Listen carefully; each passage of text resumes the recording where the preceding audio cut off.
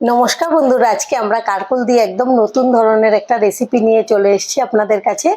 এর আগে হয়তো আপনারা এই রেসিপিটা করে খাননি, কিন্তু একবার খেলে এর স্বাদ কোনোদিনও ভুলতে পারবেন না, এতটাই টেস্টি হয়। তাহলে আসুন দেখে নিই আমাদের আজকের রেসিপি। সবার প্রথমে এখানে নিয়েছি 3টা কারকল, আর কারকলগুলোকে আমি গোটা অবস্থায় খুব ভালো করে ধুয়ে নিয়েছি। এবারে এর উপরের দানা দানা ভাবটা আমি কেটে নেব এভাবে। এটা কিন্তু খুব ভালো করে না ফেললেও হবে, হালকার উপরে একটু চেঁচে নিচ্ছি। এখন সাইডের অংশগুলো কেটে নেব। এবার আমি মাঝখান থেকে টুকরো করে দেব, এই যে দেখুন ঠিক এভাবে। আর এভাবেই আমি সবগুলো কারকল কেটে নেব। এই যে আরেকটা নিয়ে নিলাম। এবার গ্যাসে একটা কড়াই বসিয়েছি, দিয়ে দেব জল। এখন কারকলগুলো দিয়ে দেব জলের মধ্যে। আমি 3টা কারকল নিয়েছি, আপনারা আরেকটু কমিয়ে বা বাড়িয়েও নিতে পারেন, যতটুকু লাগবে সেই বুঝে নিয়ে নেবেন।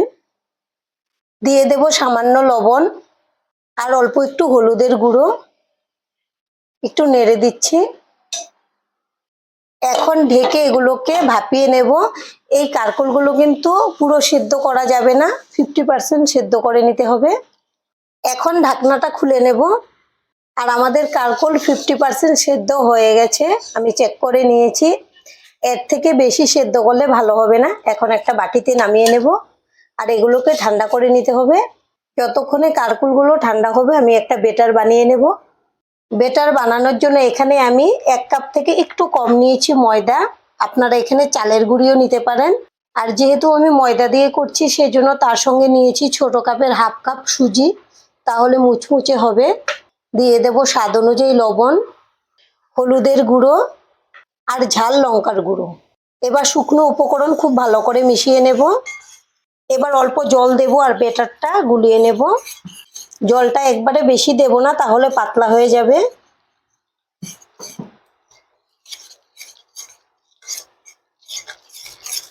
আর একটু জল লাগবে। এবার খুব ভালো করে মিশিয়ে নেব, যেন এর মধ্যে কোনো দলা বা গুটি না থাকে। বেটার ভালো করে গুলানো হয়ে গেছে। এখন এটা ঢেকে রেখে দেবো। এর মধ্যে কিন্তু আরো উপকরণ মেশাতে হবে। কারকলগুলোকে মোটামুটি ঠান্ডা করে নিয়েছি। এখন 1 পিস কারকল নিয়ে নিলাম, একটা চামিচ দিয়ে আমি এর শাঁসগুলো বের করে নেব, গুটি আর শাঁসগুলো। এগুলো কিন্তু ফেলবো না, আমাদের কাজে লাগবে।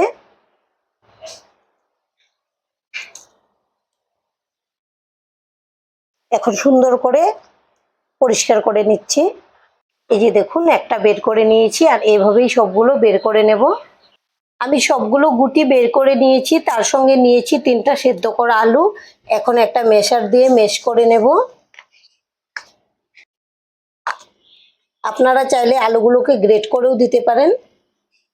আমি গুটি সহ একসঙ্গে মেশ করে নেব, সেই জন্য আমি মেশার দিয়েই করছি। আর এদিকে গ্যাসে একটা কড়াই বসিয়েছি, দিয়ে দেব সাদা তেল।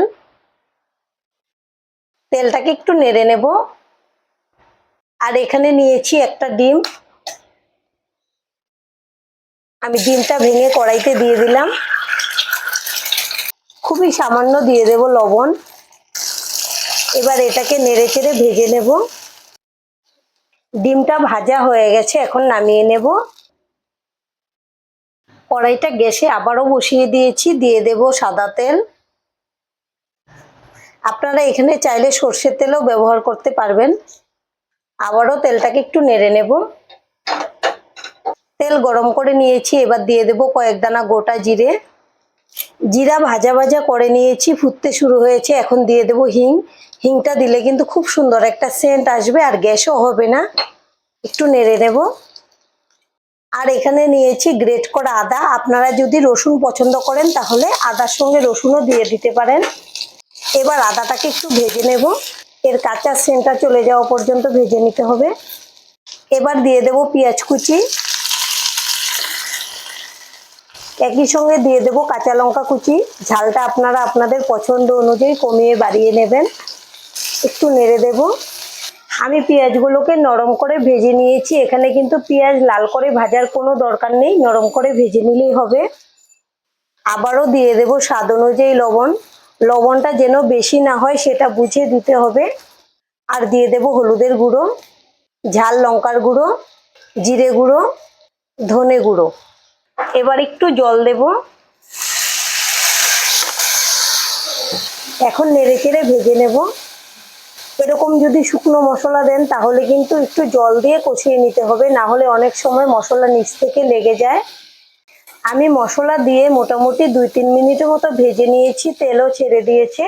এখন দিয়ে দেব সেদ্ধ করে রাখা আলু আর কারকুলের গুটি শাঁসগুলো, একসঙ্গে ভেজে নেব। আলু দিয়ে আরো 2 মিনিটের মতো মিডিয়াম আঁচে ভেজে নিয়েছি পুরটাকে। এবার দিয়ে দেব ডিম। আপনারা চাইলে কিন্তু ডিমটা বাদ দিয়েও করে নিতে পারেন, কিন্তু ডিমটা দিলে বেশি ভালো লাগে। এবার মিশিয়ে নেব। খুবই সুস্বাদু একটা রেসিপি, এভাবে একবার বানিয়ে দেখবেন, আশা করছি আপনাদের খুবই ভালো লাগবে। ডিমটাও মিশিয়ে নিলাম। এখন দিয়ে দেব ধনেপাতা কুচি। আর আমাদের আজকের রেসিপিটা সম্পূর্ণ দেখার পর যদি আপনাদের ভালো লাগে একটা লাইক অবশ্যই দিয়ে দেবেন। আপনাদের একটা লাইক আমাদেরকে অনেক উৎসাহ দেয় নতুন নতুন ভিডিও বানাতে। আর আমাদের পাশে থেকে চ্যানেলটিকে সাবস্ক্রাইব করে নেওয়ার জন্য অনুরোধ রইল। এবার কিন্তু আমাদের পুরটা একদম রেডি। এখন আমি এটাকে নামিয়ে ঠান্ডা করে নেব। পুরটাকে ঠান্ডা করে নিয়েছি। এবার আমি কারকুলের ভেতরে ভরে দেব। একটু চেপে চেপে ভরবেন, তাহলে কিন্তু পুরটা বেশি যাবে, তখন খেতে ভালো লাগবে।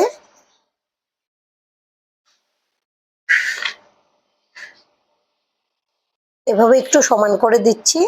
আর আপনারা এই রেসিপিটা যখনই বানাবেন সঙ্গে একটু পাতলা মসুর ডাল রান্না করবেন, তাহলে আর কিছুই লাগবে না। আর এভাবেই আমি সবগুলো ভরে নেব। আমি সবগুলোতে পুর ভরে নিয়েছি, আর অল্প একটু পুর রয়ে গেছে, এটা কিন্তু ভাতের সঙ্গে খাওয়া যাবে। গ্যাসে কড়াইটা আবারও বসিয়ে দিয়েছি, দিয়ে দেব সাদা তেল। আমি বেটারটাকে রেস্টে রেখেছিলাম, এখন ঢাকনাটা খুলে নেব। একটু নেড়ে দেখে নিচ্ছি কতটা ঘন আছে। অনেকটাই ঘন হয়েছে, যেহেতু সুজি আছে তাই অল্প একটু জল দেব। আর এখানে নিয়েছি কালো জিরে, দিয়ে দেব। আর দিয়ে দেব ধনেপাতা কুচি। এখন খুব ভালো করে মিশিয়ে নেব। আপনারা এখানে চাইলে চিলি ফ্লেক্সও দিতে পারেন যদি বেশি ঝাল খেতে পছন্দ করেন। খুব ভালো করে মিশিয়ে নিয়েছি। তেলটাকে ভালো করে গরম করে নিয়েছি। এবার আমি কারকুলের এক পিস নিয়ে নিলাম। বেটার দিয়ে খুব ভালো করে চুবিয়ে নেব।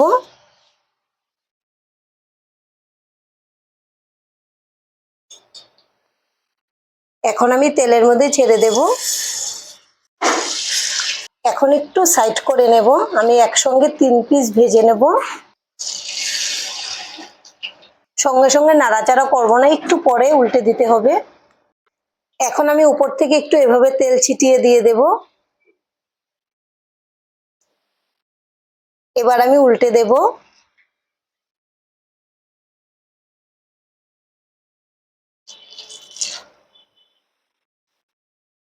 আর যখনই ভাজবেন উপর সাইডটা কিন্তু উপরেই রাখবেন, অল্প শক্ত হওয়ার পরে উল্টে দিতে হবে। এবার দেখুন মোটামুটি কালার আসতে শুরু হয়ে গেছে।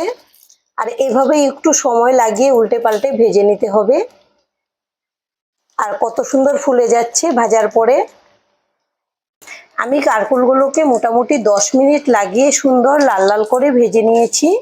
এই যে দেখুন ভাজার পরে কত সুন্দর হয়েছে। এখন আমি একটা প্লেটে তুলে নেব। আর এভাবেই বাদবাকিগুলো ভেজে নেব। খেতে কিন্তু খুব ভালো হয়, আপনারা এভাবে বানিয়ে দেখতে পারেন, আশা করছি আপনাদের পছন্দ হবে। আর আজকের ভিডিওটা এখানেই শেষ করব। সবাই ভালো থাকবেন, সুস্থ থাকবেন। সম্পূর্ণ ভিডিও দেখার জন্য অসংখ্য ধন্যবাদ।